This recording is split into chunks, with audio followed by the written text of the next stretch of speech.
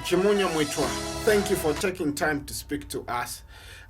Yours is a special story which starts off in Ndola at Ndola United.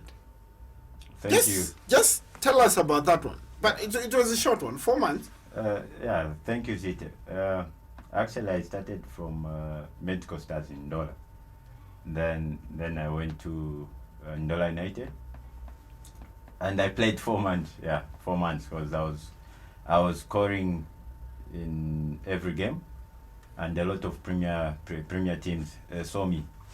I went to Cow Warriors for trials, and the coach there, I've even forgotten his name, should be Mtonga something. He was interested. They wanted now to sign me on, but when I went back to see my parents, then Kito United was there. Okay. Now, the 4 months you spent there, you had to double school and football. How was that balancing act? How challenging was it? It was challenging, but I was determined because I used to train in the morning and afternoon, and then in the evening I would go to Notek. I was doing purchasing and supply, but then Ndola United was actually paying for my school there. What was the biggest influence? And not many teams would want to pay school fees for a player. What was the special thing about your case? My parents, especially my dad, he never wanted me to play football. He wanted me to have an education. So he was telling every coach would approach him that if you want the services of my son, yeah, you need to pay for his school. So he was the influence behind me going to school. Purchasing and supply, why?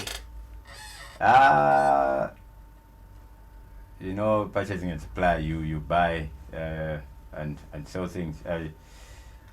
I come from a family where my dad was working for Zamtel, but again he was doing business. So I wanted to help him out on the business side. So that's why I went for purchasing and supply. Let's talk about your move to Kito United. 50 kilometers journey on the Geo Carriageway to actually go and play for Chingalika. Why did you make that decision? Because you spent most of your life in Ndola. Yeah, when I went back home from Cow Warriors, I found based on Chambeshi, that was Zimba. He's late now, the manager, and there were 4. I saw an in Tuareg with Charles Nshimbi, the one who was behind Kito United. So I found them at home, and then they had already talked to my dad and my mom. And of course, my dad gave consent for me to go to Kitwe. So I went to Kitwe, and oh my, that's where everything started happening. Was there an element of stage fright to say this is Kito United, big team, big demanding supporters? Okay, yeah, Ndola United is some sort of a cow team, but this is Kito United, one of the biggest teams in the country. Yeah, when I went there, I found a lot of big names. I found big names: Kennedy Mwene, Joseph Stali, Buchizi Mfune. I'm telling you, it was something else because I was coming from the lower league, Division 1. Of course, I was scoring in every game, but it was at the biggest level when I went to Kitwe. You meet Peter Kaumba, nicknamed Toshak, at Kito United, and you're coming from the lower league. Just tell us your first interaction with him regards what he wanted and needed from you. He told me straight in the eye. He said, yeah, the president has brought you here. Don't think that you're going to play for the president. You're going to be playing for me. You need to do everything that I ask, that I demand from you. That was it. And then he just said, we'll see you. Go in the dressing room. Go and change. Did that scare you? It did. Little did I know that there was a good man behind the face he was putting. He was showing me he is up to now he's a very good man. But he was just trying to be a coach, a professional coach, when he was telling me that. Who did you run to when he told you, hey, you're not here to play for the president, I am the boss here now? You know, I've got this in me that my father's instilled from way back. I've got this courage, this determination. That's why wherever I was going, I was scoring all the time because of the determination. So when he told me, I said, okay, I will take up the challenge. I'll show you that I'm a goal scorer. Let's talk about system of tactics. Of course, this is a coach that has played for country. He's a celebrity coach, and now he demands that you play for him. What was his approach to games, and with hindsight, would you say he played to your strength or he played to the general strength of the team? He played to the general strength of the team, but when it came to me, because I had this physique, this endurance, and he would tell me, I don't want you to score many goals. I want you to use your body, use your physique in order for the team to perform. And I used that. That meant playing you as a 10? No, he played me as a center forward. He played me as a center forward. I used to play almost alone, but with Smeo Lubemba or Joseph. That one was Joseph. Very good striker. Very good striker. He's Joseph Bwalia. Yeah, Bwalia. So I would play with Joseph Bwalia. I would play with Smeo Lubemba. I would play with Njonginjo Salamwandam. I would play with them, but more of me doing the donkey work. So pressing. High pressing. Pressing the number 6. High pressing. Was that the first time you needed to do that? And compared to where you're coming from, Ndola United? It was the first time, but I was young and energetic, full of strength. It was different but challenging, though it was something that I was hoping to do. Did this level of football now begin to strike you as a young man to say, hey, this is a higher level? Probably a lot more to learn. Yeah. But you're coming from a place of confident player who's been getting goals. Yeah. When I went there, I had the likes of Buchizi Mfune, Python, Terence Mpundu, Joseph Stali, Kennedy Mwene. These guys, I don't know what they saw in me. We just clicked and gelled, and they encouraged me a lot. So I didn't have that much difficulty to perform. Let's talk about living in Kitwe. Of course, you play for Kitwe United, but there's this big rivalry between Nkana, Kitwe United, and Power Dynamos. Again, probably you'd never seen that in Ndola, or probably ever in your life. How did that rivalry go? Playing against Kitwe United, playing against Nkana and Power. Just tell us the first times you played against Power and Nkana. Yeah, my first game, my debut game for Kitwe United, it didn't go well. I was introduced in the second half, 15 minutes to the end of the match. We were playing against Nchanga Rangers, and I broke my knee the first game. Then I had to stay like 3 months, 2 to 3 months. But when I came back, my first game was against Nkana, and we played at Chilata. It was a game and a half. I'm telling you, the atmosphere, it was just electric. And just being there where you're seeing these fans chanting against each other, trying to fight, the rivalry which is there. It was something that every player should dream to play under such environment. It was nice. Leg break, right there, just at the beginning. What did that mean to you? Many people would actually consider, say, okay, I'm doing school and football, and I think this football thing is actually threatening my future. Did you feel like giving up? No. At some point? No. Did anybody come to you and say, my friend, this football thing is not working?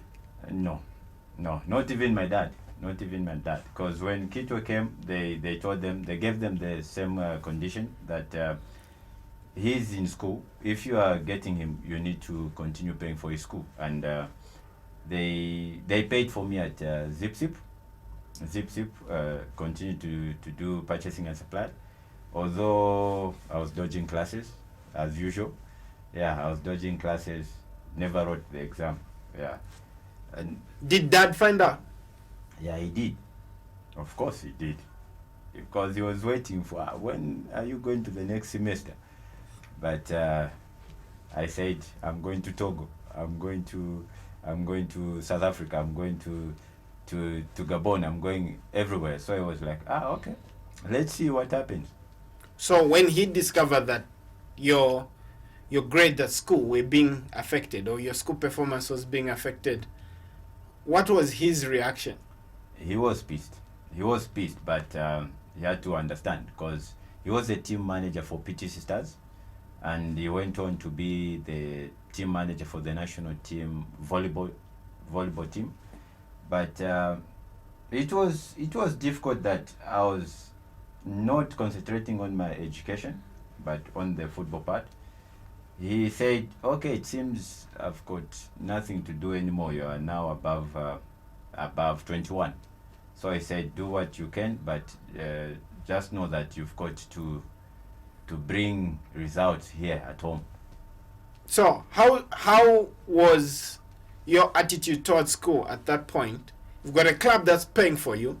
They want to pay, and yeah, but you are not attending class because of this thing called football. How were you looking at that matter going forward? Were you like, maybe I'll go to school later? What?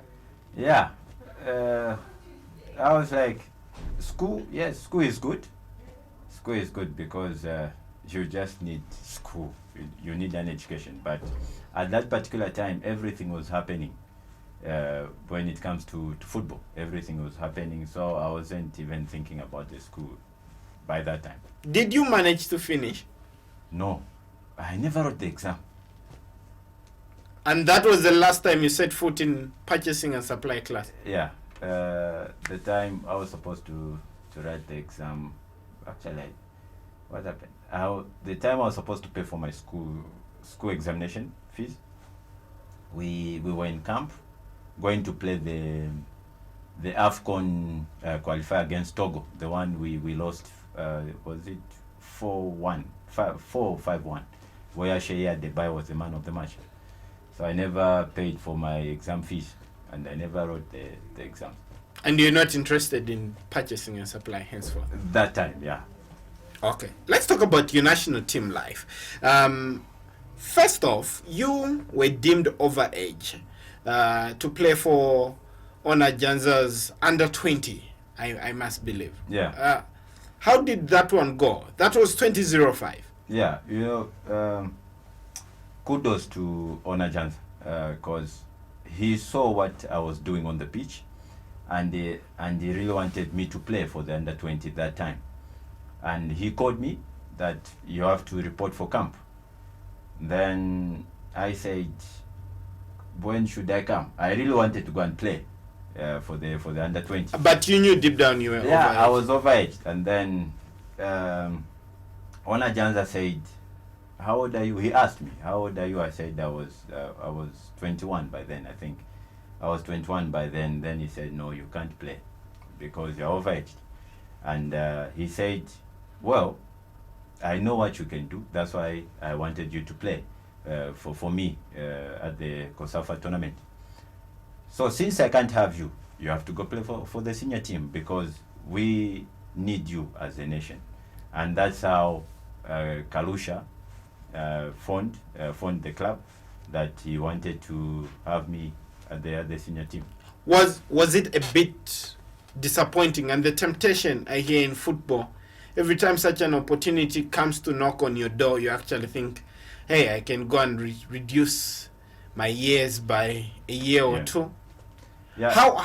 How come that was not an option for you when we hear that this problem has been rife for as long as we can remember. Yeah, that's why I said kudos to Ona Janza. At that particular time, if it was entirely up to me, I would have reduced my age. But when and you are going to get support to get it done. Yeah, but Ona Janza said you are overaged. Go and play for the senior team. Let's talk about that one. 2004, Zambia fails to qualify and for the Africa Cup of Nations, and right there the team is seemingly being reconstructed under Kalusha Wali, and here's a young Nchimunya Mweetwa trying to make good of his career and probably play for his country. Would you say it was a challenging time to be called to the national team?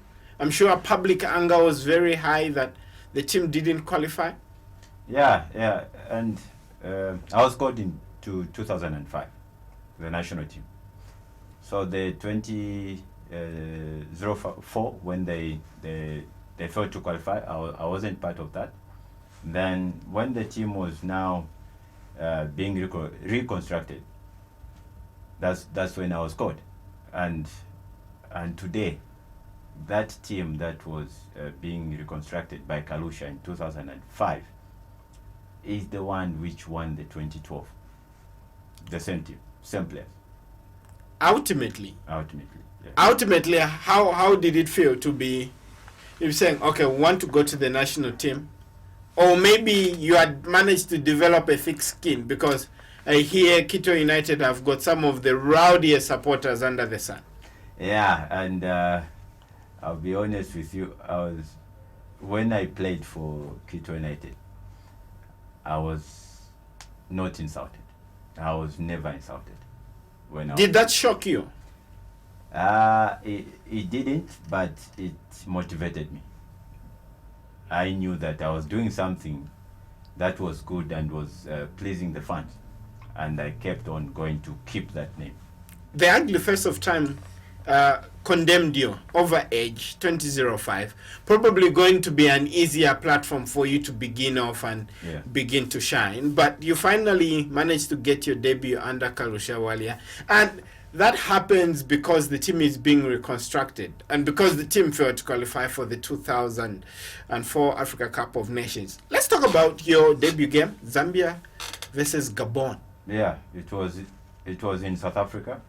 We were in camp, and Kalusha organized a game against Gabon. We played. I can't remember the stadium, but we played Gabon, and I was introduced in the second half. Oh my! It was something. I was playing one-touch football.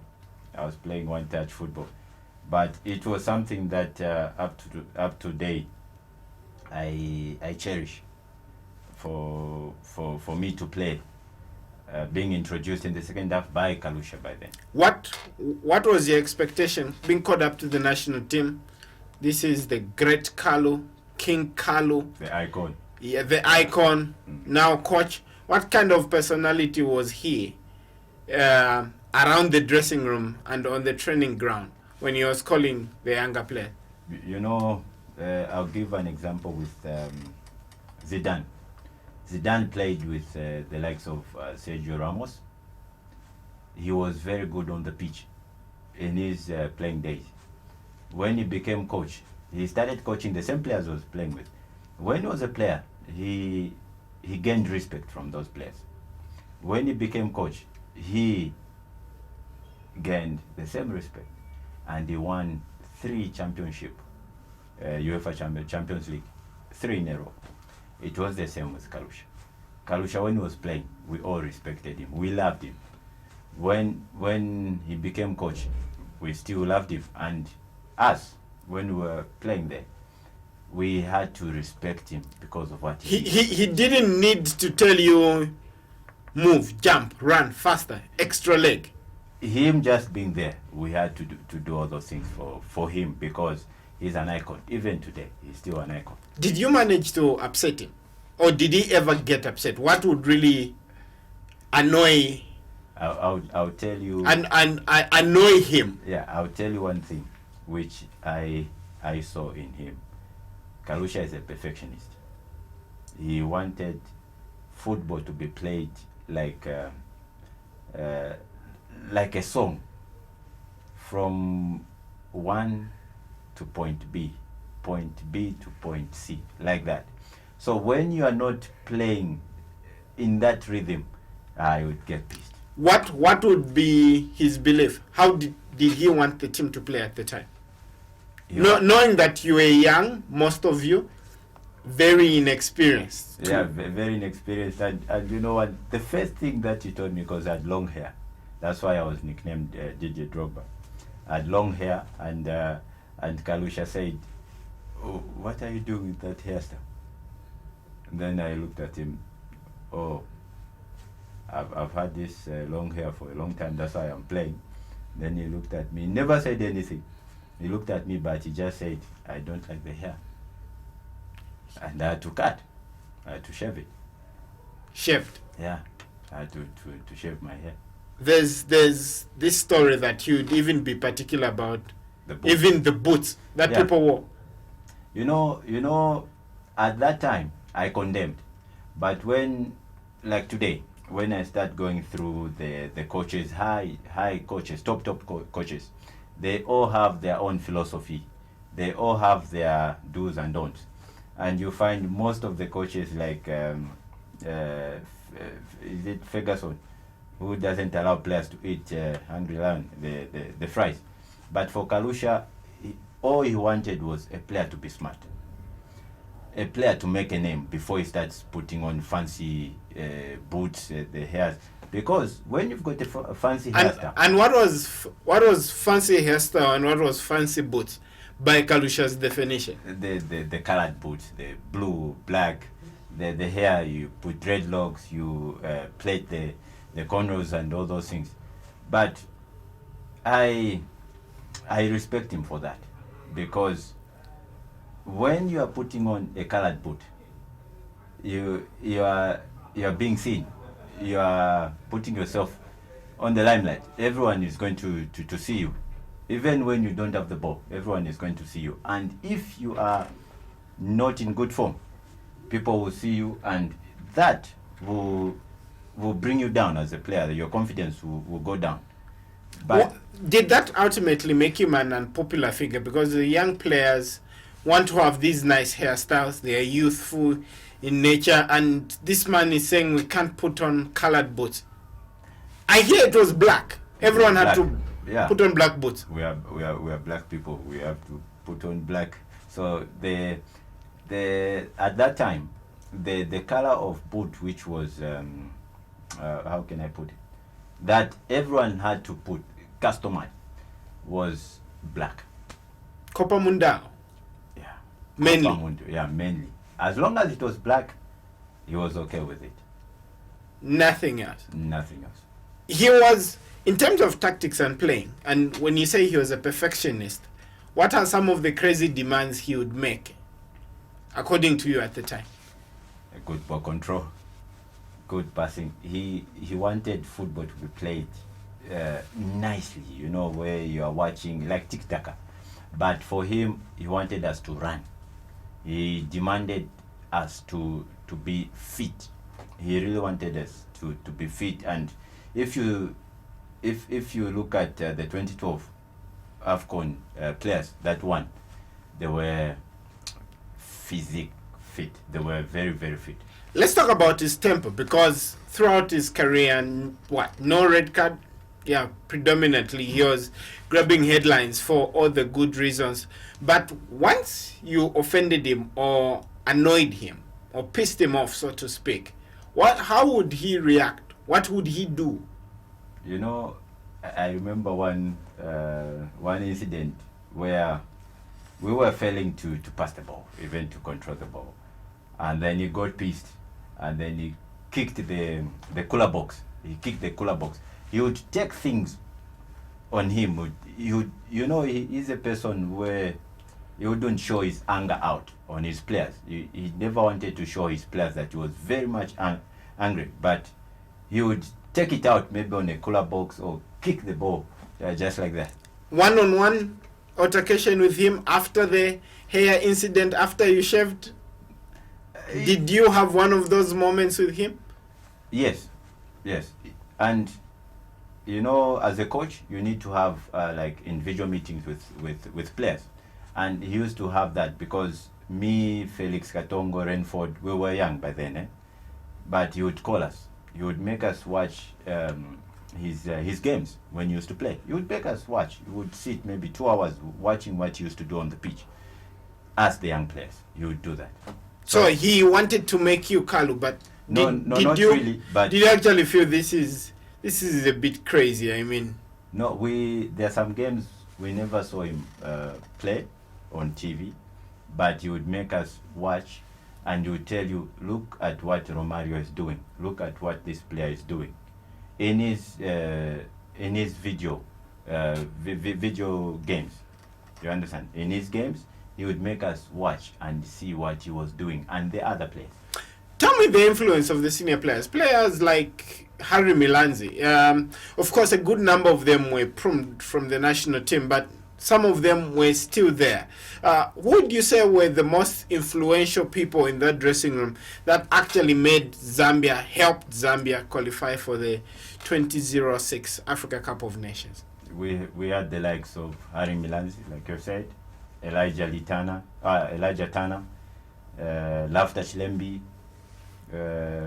Linus Chalwe, the current FAU's Secretary General. These were one of the few, even Gift Kampamba. We really needed those players, but yes.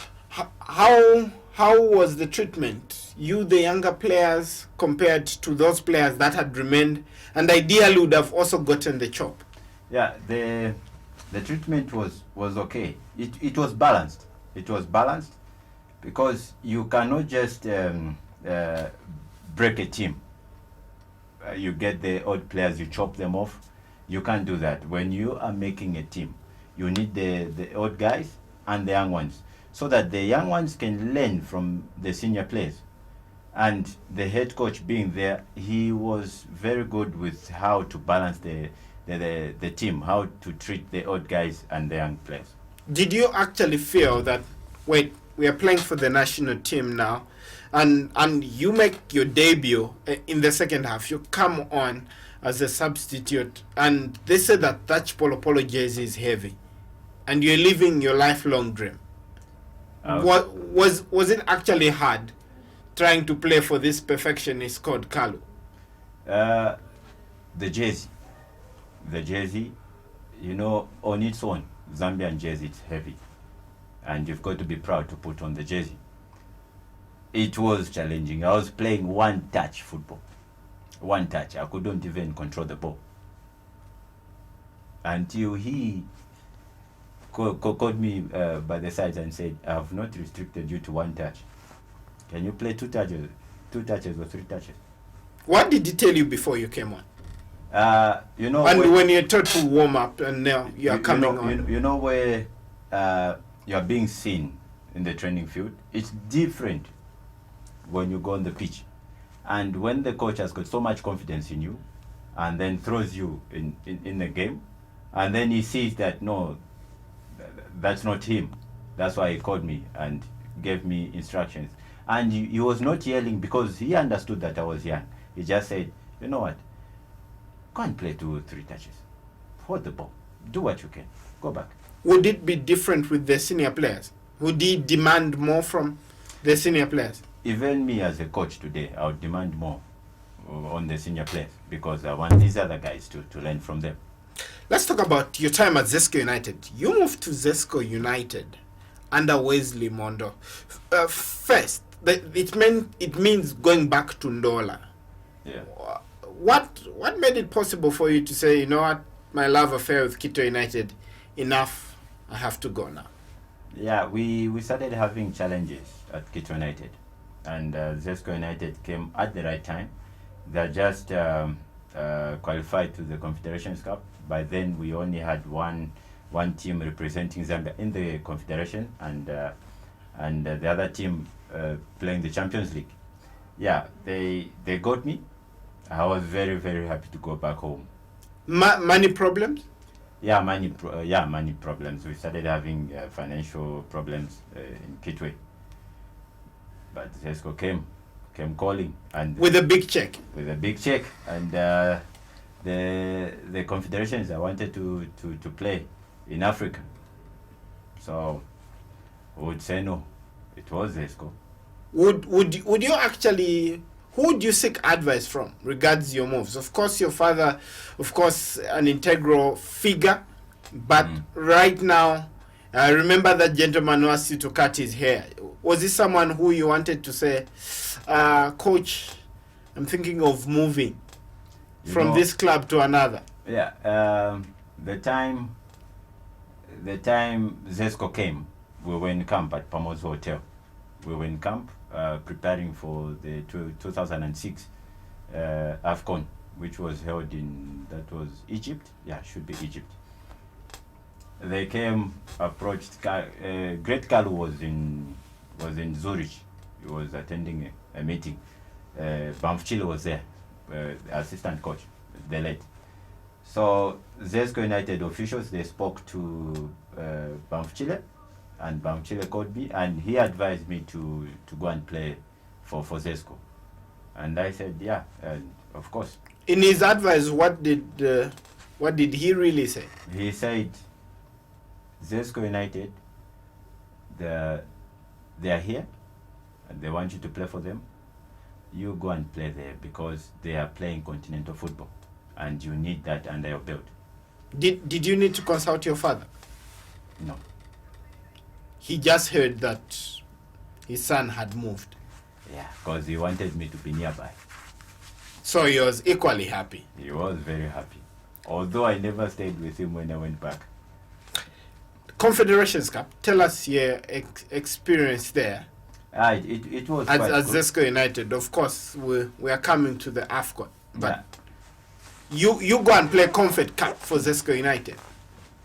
Yeah, it was quite good, though challenging. I scored a couple of goals for Zesco in the continental game against Township Rollers. I scored 2 in Kitwe. We were using Arthur Davison as our home ground, but we were booted out by Township Rollers when we went to play them at the home ground in Botswana. What was the real problem there? Because ideally, yeah, a team from Botswana shouldn't be beating Zambia, a Zambian team. Yeah, I can say, because it was the first time for Zesco to play in the continental games, and we never had the experience to play there. Although we had players who played for the national teams, but in the continental we lacked experience. That's why we were booted out in the, I think, 3rd round, a game before qualifying to the group stages. It must have taken a fundamental failure. Yeah. Is that probably even up to today, when we revisit that statistics, that you're beaten by a team from Botswana, Township Rollers, unacceptable. Did you feel that way, and do you feel that way up to today? Yeah. Because I really wanted to go the way with Zesco, but it didn't happen. And I can tell you that day, Botswana team Township Rollers was on fire. They made us run. They played football like they were Barcelona that day. Were you outwitted? Where did you really lose the game? We were chasing shadows. In the game. You didn't understand that level of the game? No. The whole team? No. Hook, line, and sinker beaten? I can single out Yona Mwango. You know Yona Mwango? Yona Mwango was our man of the match in our team. But hey, we were chasing shadows in the game. What did Wesley Mondo tell you at halftime? Or what was his team talk? You know where you are seeing your team chasing shadows, being second on every ball. There's nothing that you can tell your team. It's difficult when you are seeing that the other team is outplaying your team. You just have to tell your team, that go out there and enjoy yourself, because you've got to be true to your players.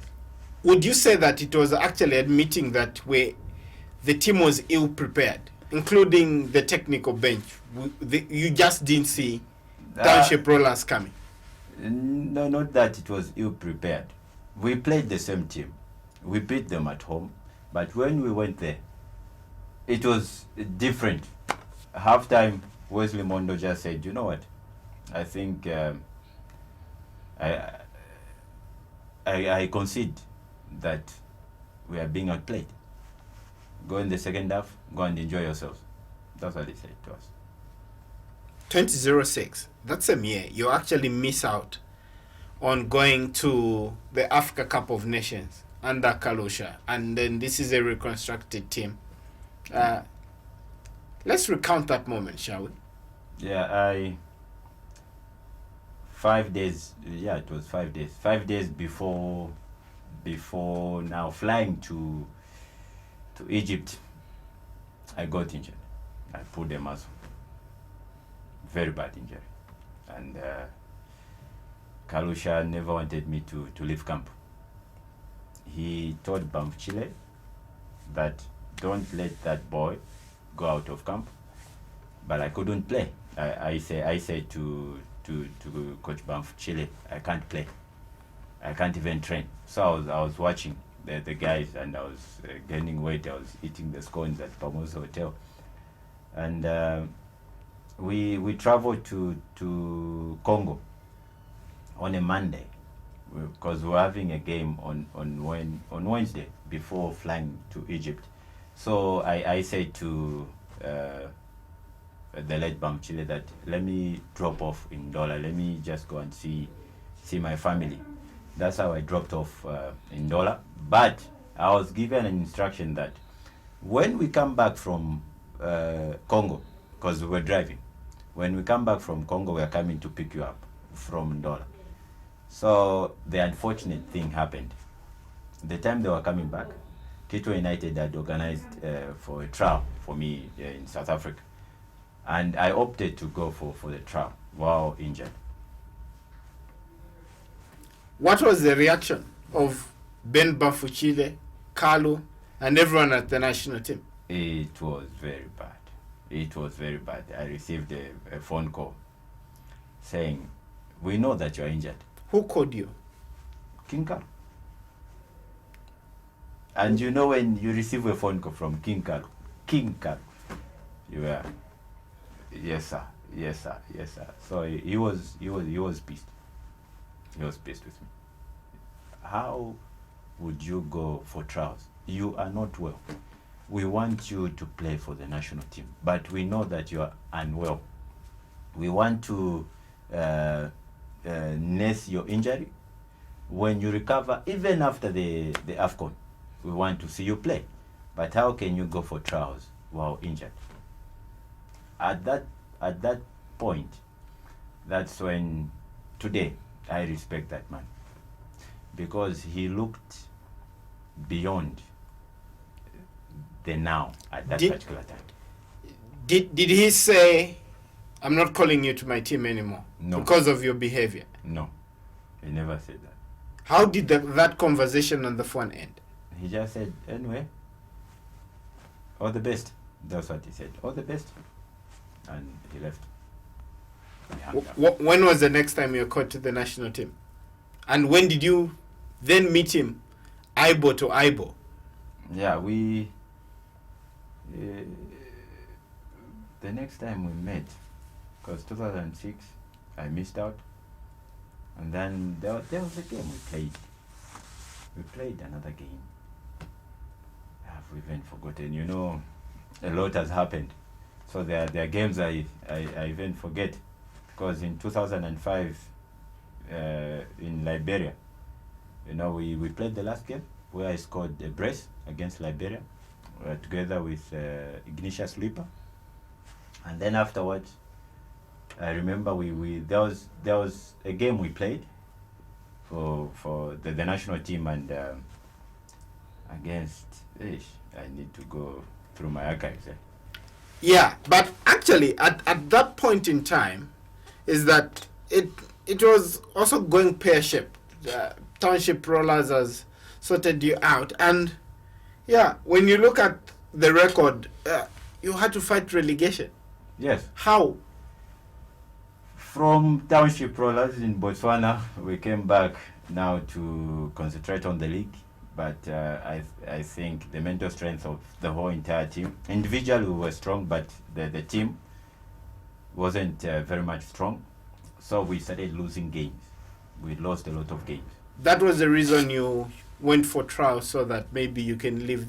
The time I went for trials was before I signed for Zesco. When Zesco approached me when I was with the national team, that was, I think that was in November, December period. Then I came back from the trials. They didn't go well. They didn't go well. And Pongalwe was behind. He became my manager, Pongalwe. I went there, didn't go well. I was injured. Came back, that's when I joined Zesco. And we played the continental games, lost in Botswana, came back. Now started playing the league. Oh my, we were losing games. The best result we were getting was a draw. What was the real problem? We were not strong enough. Where was the point of weakness, so to speak? The mental strength. What was the biggest challenge? It's because you're not playing Township Rollers every day now. Now you're playing the local league, Mm. and the opposition is probably slightly more favorable than what you ever get in Continental. Yeah, because we prepared well for the continental games, but we were booted. So that's where I'm saying the mental strength. But I think we just never clicked. We just focused so much on the continental, and then reality came in and said, oh, you've got to play the league as well. And then the mental strength wasn't there. We had to play week in, week out. Couldn't have time to recover up there, and we fought relegation. What was the demeanor of Wesley Mondo? He had to be laid off. He was sidelined, and then Coach Massey, the late, he became the caretaker coach. Did it get better? Yes, he did. We the last 8 games we won all of them, and we even won the Mosi Cup. Yeah, that was Mosi Cup. I think that was the last time the Mosi Cup was. What did Coach Massey actually do? When he came, first meeting with the team, what was he saying? Where you change a coach. Coach Massey didn't bring anything new. It was just the same. But because he was the new coach, new face in front of you, we had to play for this one to keep our positions. So we had to start now putting in much effort. So would you actually admit that certain players in that team said, no, I'm not playing for Wesley Mondo? I'm not. I've got nothing to prove to this man. Not really. I wouldn't say that. But when Massey came, we were remaining with few games. And for a player to be retained, he had to perform up to the end of the season.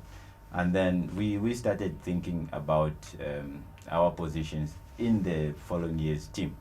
So there was a change in our performance.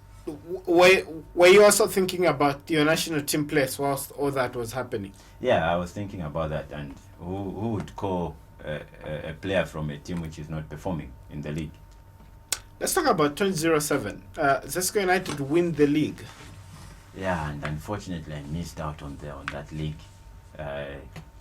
Wada now came in 2007. It was new.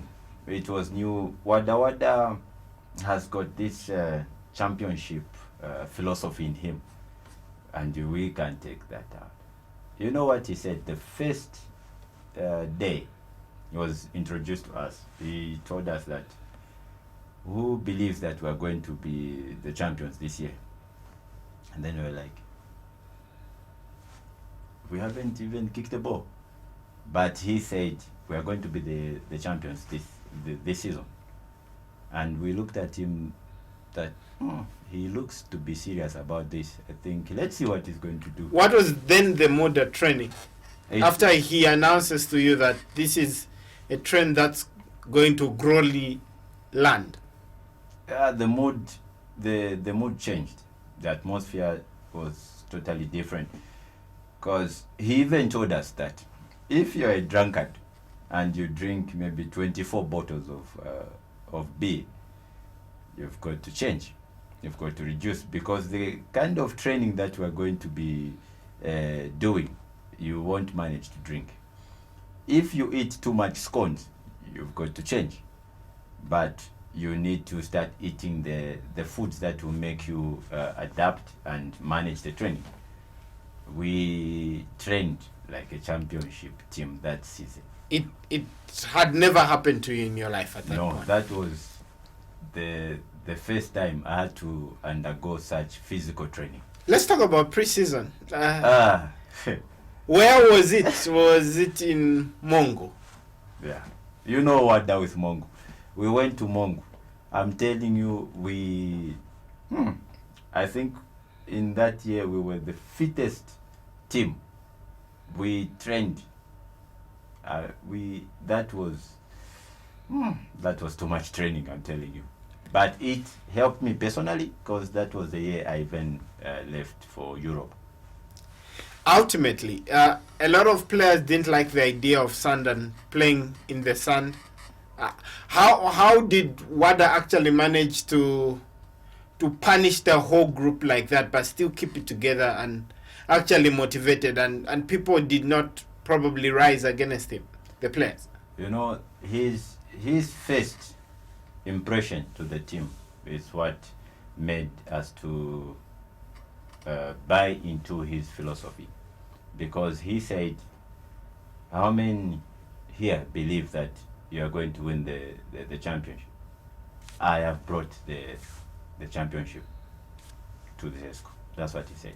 So, and when we looked into his eyes, we saw that he was serious, and we said, I think, let's see what he's going to do. So but at some point you do admit that you actually thought it was crazy talk at some point. Yes, of course. Us winning the league. Of course. How? Of course. It's just the same. Today I come with a pair of shorts, and then you sell Lamborghinis in your shop, and then I say I've come to buy a Lamborghini in a short, maybe a pajama and a vest with long hair and the comb in there. You wouldn't take me serious. At what point did the whole group and you personally actually think you need to work for this man? His eyes. When we looked at his eyes at that time, he looked serious. And did he threaten players with, hey, you either ship in or ship out? It wasn't a threat, but he just said, if you're not ready, raise up your hand. If you are ready, then let's go. Tactically, what did Wada actually demand of the team? Do you know his philosophy? When he went to Baroque, he said, my philosophy is to make players fit.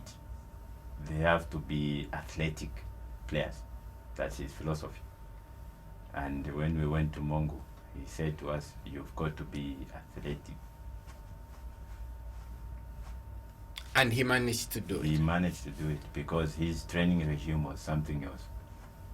It was something else, and it paid off at the end of the year. Zesco were the champions. Let's talk about your move to ROPS. Why ROPS? Is it because that's where Modern and Zed Saleti was? And were you happy to actually say, okay, maybe I can train something different. This Mongo thing is too tough. I managed to finish. I was lazy when it came to physical conditioning. I was very lazy. I managed to finish. I managed to finish and then went back home. We played the Charity Shield. We won the Charity Shield and Rainford Calabar. Now it was red hot Rainford Calabar. We won the Charity Shield, and when the league came, first game I missed out because I was ill. When I was ill, I received a phone call from George Lufia. He said to me that here in ROPS, the president was asking about a player, a good striker. They were looking for a good striker, and then George Lufia said he proposed my name, and if I was willing to go, I would go. What was your relationship with George? And out of the many Zambians that were playing football at the time, why you? I played with George at Zesco. I played with him, and he saw what I could do on the pitch. So when they were looking for the type of striker like me, so he said, no, I know the striker you're looking for, and we've got one in Zambia. That's how he managed to phone me. And you arrive in Finland. Yeah, the cold country. And yeah, apart from the weather, I'm sure no Nchima now. No and Nchima. no food that you've grown up with. Just recount that moment for us. Yeah, George Lufia told me that, hey boy, if you are coming over, you need to come with the 25 kgs of millimil. Which you did. Which I did, yeah, but it eventually finished. In I think in 2 weeks it finished. Then I had to start coping with the food that side.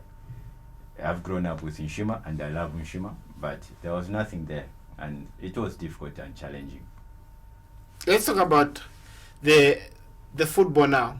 How much learning did you need to do to actually be at the level at which they wanted you to be? The first 2 months was very difficult because it's professional. So you needed to know the type of food to eat, and the weather. I had to adapt to the weather because the first day on the pitch my toes were frozen. I couldn't kick a ball,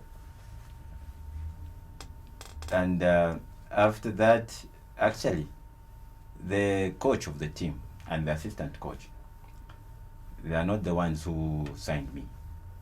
They were not happy with my trials, and they even said, no, we are going to get rid of this guy. We can't sign a striker like this. He's blind, he can't see. Even the fans, they were not happy. The president of the club is the one who signed me on. He said, because that time Zed was there 12 years, yeah. He had stayed in Finland for 12 years. And he said, when I was signing Zed in 1994, what I saw in him is what I see in you. I'm going to sign you on. I'm putting my head on the chopping board. I'm going to sign you on, and you've got to prove these coaches wrong. And I was signed. Were you remembering the ordeal you had with Peter Kaumba now and say, not again? Yes. I was like, not again. What is all this? But there it was more worse because they were whites and they told me straight in the face that you're a shit striker. We can't sign you on. They told me in the straight in the face, and then I was like, okay. But back home I was playing for the national team, and I was playing for Zesco United, and I was like, anyway, this is new, but it was tough. The first 2-3 months, it was tough. Tough. You end up winning Player of the Year 2007. Yeah, in that same year. The very same year. The same year where the coach said we can't sign you on. When he learned that the president had signed me on, he had no choice but to work with me. And when he started seeing that actually I was adapting, I remember one time he came to me and said, sorry, I almost missed out on having you as my player. And he said, I know you're going to do wonders. That's what he told me. Now, your first selections, was the coach probably reacting to pressure from the boss, that the boss wants this player played? So Kind of. let me play him so that I show him that he's not as good as. Yeah, kind of. I played the first 5 games. I played the friendly games, but no go. About 8 games, no go. Then the league started, played 5 games. I was the starter in all the 5 games. But it was something else. What were you being taught? Training, touchline? I was training. I was doing everything, but you know where I was just in the transition of adapting, like from Africa to Europe.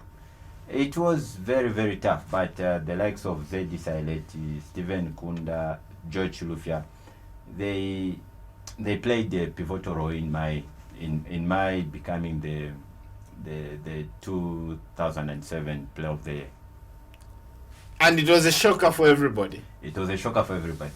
And the 5th game, when I was put on the bench, in the 5th game, then introduced in the second half. I was running like a headless chicken. 6th game, I was also put on the bench, introduced, and I scored my first goal.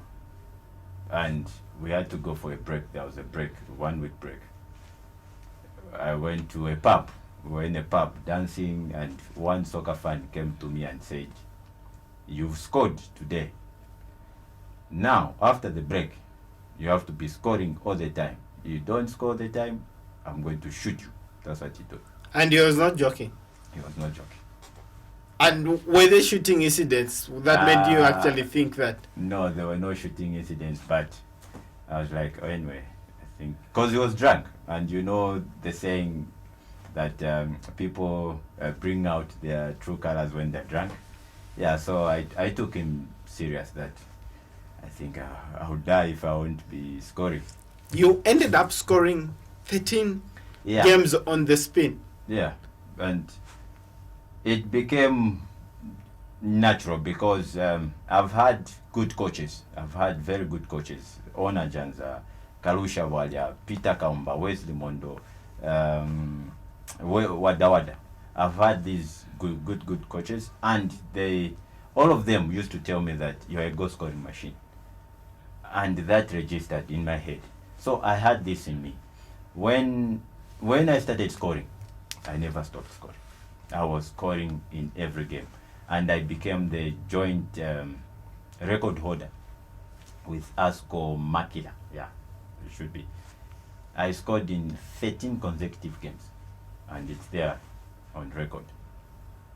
So ultimately, when you look at all that mambo jumbo that actually happened in Finland, at that point, what had changed about Nchimunya Mweetwa?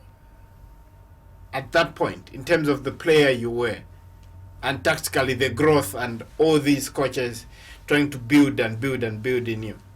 It was like learning football once again, and I became a better player. Nchimunya Mweetwa, they knew in Zambia, was better now. Now, at the same time, you miss out on CAN 2006, and you miss out on CAN 2008. Yeah. And meanwhile, you're breaking records, and I'm sure your confidence is all over the place. Yeah, in 2008, I played 7 games, and I scored 3 goals, and I got injured in the 7th game. I got injured. I broke my knee, which required surgery, and it kept me out for the rest of the season. That's how I ended up missing the AFCON. 2 AFCONs on the spin. Yeah. In fact, you've lost 6 years of your national team career, haven't made a debut at the AFCON. In the same period, the likes of Renford, Kalawa, Isaac Chanson, Jacob Mlenga, Chris Katongo, Noah Mwandila, everyone's career seems to be flying. Yeah. Except yours. Yeah. Did you actually feel some level of being unfairly treated, that I'm scoring here, but why? No, because when I was scoring in that season, 2007, there wasn't much happening here, and I was competing with Mbesuma. The time I was red hot here in Zambia, Mbesuma was red hot. He was scoring like in every game, and I remember one time when he came late for the national team camp. I was to start in that game against, I think, should be Senegal, Mali. Monday, he was not there. Tuesday, was not there. Wednesday, was not there. And then I was like, hey, it looks like I'm going to start. But I knew that if Mbesuma plays, I was going to get paid. And I really wanted the guy to come and play on my position, because I knew if he comes, he was going to score. That time, Mbesuma, that was good, but Mbesuma was better. Mbesuma was better. Yeah. And that was Patrick Peary project, 2008. Yeah. That's after Kalusha left. How would you describe the transition from Kalu into Patrick Peary, and what were the differences? What was Patrick Peary all about? Patrick Peary, I can't say much because that time I wasn't there when Patrick Peary was there. But during Kalusha, Mbesuma was Mbesuma, and he became a household name. He's a natural, he's a natural. Yeah, so when I was playing in Finland, scoring all the goals, Mbesuma was also scoring for the national team. And I was happy to see that I was part of that project. Now, ultimately, you are now doing well. We are in Europe. Ideally, you don't want to be beaten by a player who's playing for Kaizer Chiefs in South Africa. Yeah, so your national team penetration proved very problematic. What would you owe it to up to that point? Injury. I became injury prone. 2008, I was injured, broke my knee. 2009, I had to undergo surgery again. Same knee. I ruptured my meniscus. I had to undergo again the knife. And who can call an injured player? 2010, you are not young anymore. No. Again. I missed out in 2010, and I remember is it 2010? Is it 2010 or no 2009? 2009. Yeah, I came but out of shape, trying to play some games. That was when Hevrina started touring Europe. Hevrina came to Finland. We met. I was the contact person. We met, and I told him that no, we are here. I'm just recovering, but there are other boys who are very good. And he came to watch our games, and he singled out Chandamwawa. And Chandamwawa was called to the national team. The unfortunate thing happened was it in 2009? Yeah, where the national team went to England, and then there was a visa hiccup. Against Ghana? Yes, against Ghana. Most of the players didn't get visas. Even Chandamwawa had the same problem, because he had to travel from our town to the capital town where there was Zambian embassy. He tried to apply, but they never granted him a visa, and that's how he missed out on the Ghana game. Yeah, Ghana game. Those were the type of games that you wish you had played. Yeah. But injury, my guy. Well, it must have been very frustrating. It was, because I was with my wife and my kid. My team started performing badly. I can say, because I was injured. We even got demoted. And imagine when I'm passing through the streets, the fans would be saying, when are you getting back? When are you getting back? And I was not getting any better. That was very frustrating. Again.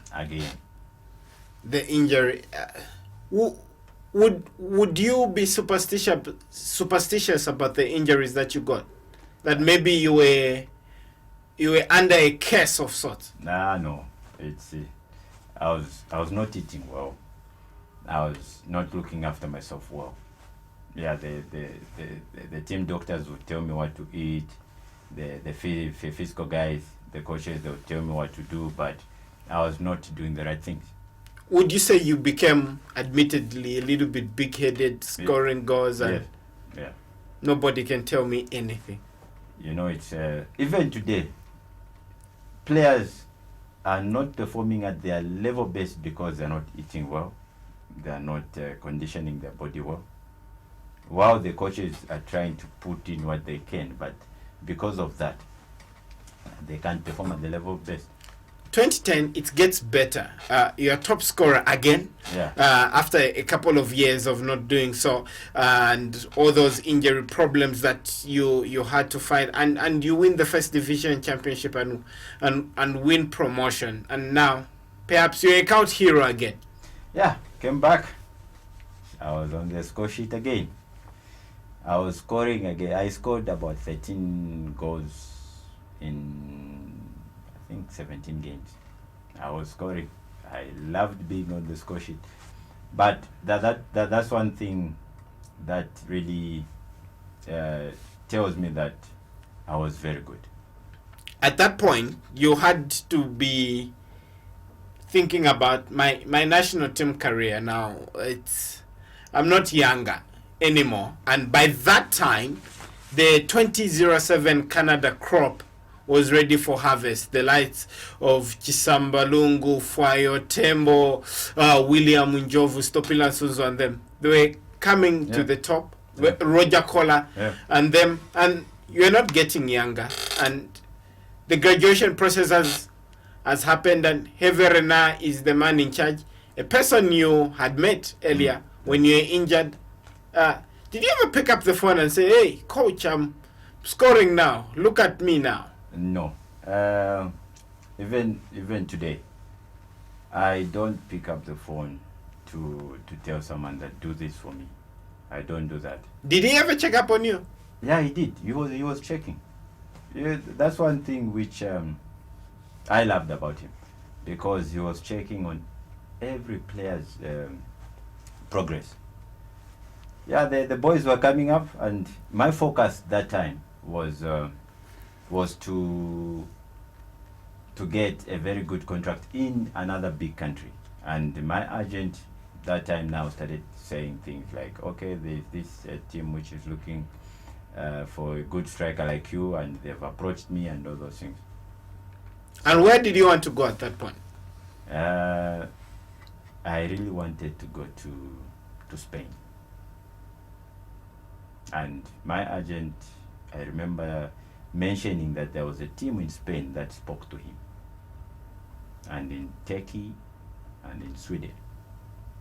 They spoke to him, and he said, just wait, something is going to happen. Didn't happen. It didn't happen. 2011, oh my. Maybe because it didn't happen, you're involved in a match-fixing scandal that sees you banned. What really happened? I was underperforming by receiving bribes. I stopped scoring. At what point deliberately? At what point did this start? And how did it start? How it started is gentleman, I can say gentleman, enticed me with a lot of money to not score. Here in Zambia, it's normal, it happens. We just don't speak about it. We try to put a blind eye that it doesn't happen here, but it does. Before I left for Europe, I would receive bribes from teams that are trying to survive the chop. And then as we receive bribes and underperform just to help out the other team. And I went there. Because of this, it was normal. So even there, it was normal for me. When I was in touch with money, I was like, yeah, I want money. I won't score, because everybody knew that I would score at any time. So I received money, and today I'm banned. Did you really need that money, or you just wanted just? Who doesn't want money? I wanted to support a lavish lifestyle. Wanted to have everything to myself. I wanted to treat my wife like a queen. I was getting a salary, but extra money was good as well. Was it something that your wife was aware that? No, my wife wasn't aware, but she would ask me questions like, nowadays you are having a lot of money. Where are you getting all these other monies?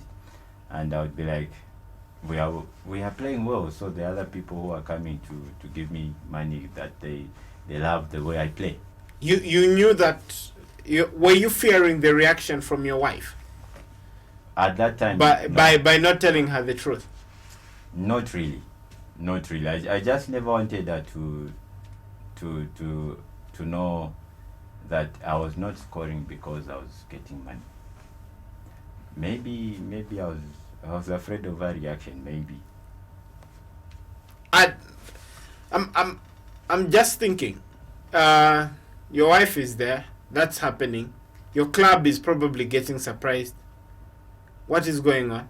But they keep playing you, and you keep underperforming deliberately, and they don't suspect a thing. No, the club trusted us very much. You know, they had this belief that as long as Mweetwa is there, he may score at any time, and I became the pillar of the team. At that point, because of the competition with Collins Mbesuma, did you actually say, I don't need to play for Zambia anymore? I don't need to play for Zambia. I'm having lots of money every Friday. I was getting a lot of money every Friday because I was young and naive. I was naive, ignorant about these other things. But who would want to play for Zambia when he's getting 100,000 kwacha every Friday? Who? And was everyone wondering? Yeah, I remember one player asking me, how come you're missing those chances? Because you don't... Your teammate? Yeah, my teammate. You don't miss such chances. How come you're missing? And I said, I'm a human being. With a straight face? Yeah, with a straight face.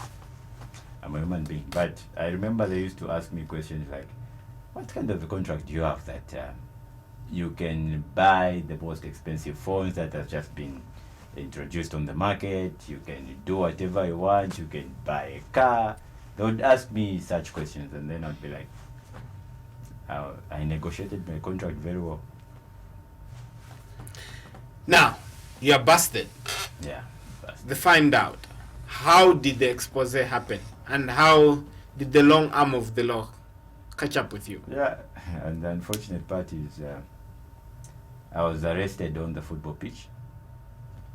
The cops came when Wilson Raj Peruma, the one who was wanted by FIFA for 20 years, he was traveling on a fake ID and was caught at the airport, and they had to start investigating, and they found that I was one of the people he was working with, and I was arrested. It was all over BBC, Al Jazeera, all the news. It was all over, and it was hell on earth at that time. And that's when reality dawned in that actually selling games and performing by receiving bribes was actually bad. And I was arrested, went to jail, started going to court. And then I was given 1 year, 8 months suspended sentence. Came back home. I was banned by FIFA for 2 years. And then when you came home, I remember a big screaming headline that Faz, together with your other compatriots, actually, who were affected by this thing, Faz were not going to entertain your case, and they would actually uphold the law to the latter. Were you a little bit disappointed when you came back home? Did you think people didn't appreciate? No, actually, when we came back, the ban was not global by then. So I remember we even played in the local league. I remember I played 2 games in 2012, 2013.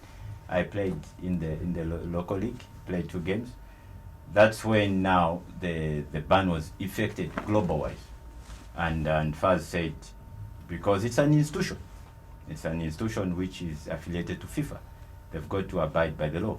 So they said, we can't continue using you in our league because you've been banned by our mother body. And I had to accept. Because that wrong was done by me. Let's talk about the bedroom now. What was your wife's reaction after all was said and done, and she had asked you about where the money was coming from? Yeah. And now it was laid bare. You know, I'm married to a good woman. When it came out, I was with her in Europe. I was arrested. Of course, it was tough on her being alone in the apartment with the little kid. But when I came back, she received me with open hands, and she said, "You're my husband." At no point did she actually say, "I don't even want this anymore"? No, for better, for worse. I was down. That was the worst. She was there for me. You were surprised that she actually didn't. Because you know, these women we have in the world, when the going gets tough, they run away. But I was surprised that my wife was there for me, and you probably lost a lot of the wealth that you had. I lost almost everything. Because it was difficult, like to bring the money here back home. Because Western Union, you could only send $1,000 per day. There was a limit, and then at the bank, you had to explain where you got the money from for you to transfer to Zambia. So I had to spend just right there. I spent a lot there buying useless things. Now, back in Zambia, and right now it's a bad side. It's a bad side for anybody who knew who the Nchimunya Mweetwa was. Yeah, back home. Global ban. Yeah, global ban. What were you doing now? Were you actually saying, I'll need to come back and get back to the pitch after this? How would you spend your day, your average day during the ban? Yeah, I was playing futsal. I used to play futsal, and I remember, you know, Ponga used to be my manager. Up to date, we are very good buddies actually, although he's older than me. Yeah, he was running that show, Mpila Zambia. I don't know if it was Mpila Zambia, and he employed me as a journalist. So I started working for him during the ban. That's how I managed to survive. And Napsa Stars, when I played before the ban was effected global-wise, I played 2 games, and I don't know what happened, but they kept me. They lodged me at Momana for 1 year, and they were giving me an allowance. They gave me an allowance for 1 solid year, doing nothing. you couldn't believe that people could be that kind. Couldn't believe. I'm telling you, that's why even today I have got very big heart for NAPSA Stars. Did all this actually change the person you were? Yeah, actually. Completely. Yeah, actually it did. Because what I knew all about was football, and I just lost it. And it was taken away from me. Okay, so that happens, and the global ban comes to an end, and you get back to the pitch. Just tell us about that. I got back on the pitch because I love football. I am football, but truth be told, I wasn't the same. I lost 2 years of my football because of the ban. I became an average player. I played for NAPSA Stars, the Galacticos of Zambia by then, but it wasn't the same for me. And then you chose to go to Uganda. Yeah, Ponga Liwewe made a deal for me in Uganda, and NAPSA Stars, they received some transfer monies. I went there. Things didn't go as planned. I stayed there for 6-8 months, came back, rejoined NAPSA. But why Uganda of all destinations, looking at your career trajectory? The man who bought the team, SC Villa, he was the Abramovich of Uganda. So he really wanted to bring Ugandan football on the world map, and he wanted the best players. That's how he approached Ponga, and Ponga said, "I've got a striker, I'll bring him off." That's how I went there. Ponga signed as a marketing manager, I signed as a player. Wow. And then 8 months only, short stint. Yeah. Why did you come back so early? Things just didn't go well there. Was it you, or was it the environment? The environment and just everything. Everything wasn't just happening.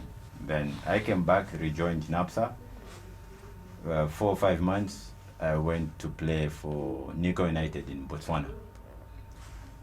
Another 6 months, and I wasn't the same. I scored 1 goal, frustrated. Then I said, half of the season, I told my employers that, you know what, I think I'm retiring. That's how I retired. How do you describe your career?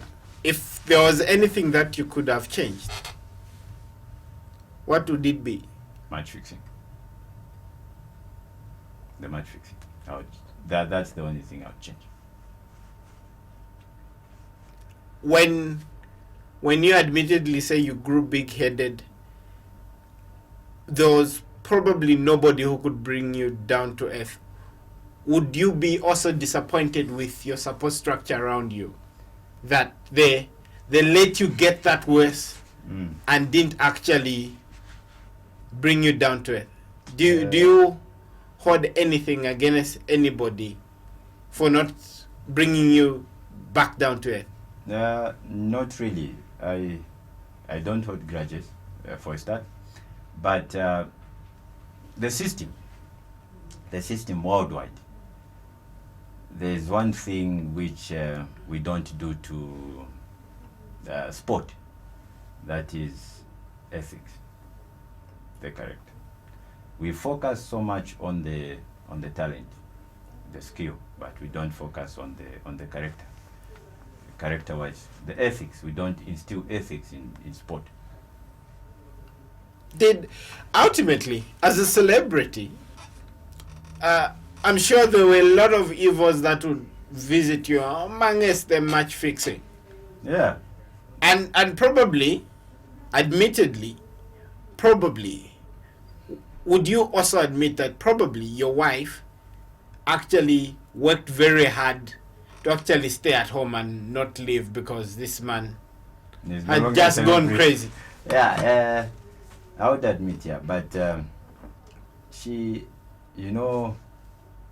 she made me know that I was Nchimunya, not the celebrity. Whenever I would go overboard, but she would bring me down. She really tried to do that. And she did. Lucky girl. Lucky, not girl, woman. A beautiful woman. Finally. Yeah. Greatest regret. National team football didn't make it as much as you would have done. But again, any regrets there? Any disappointments? Or are you comfortable with just saying I was just born in the wrong generation? Probably in another would be... I was born in the generation of Mbesuma. But I don't regret. I played my part. I played my part that time. And I would even say thank you to the people who gave me the platform to showcase my talent. It's unfortunate that Mbesuma was Mbesuma. But I don't regret. There are a lot of players who have died not even playing for the national team. Nchimunya, thank you very much. Thank you.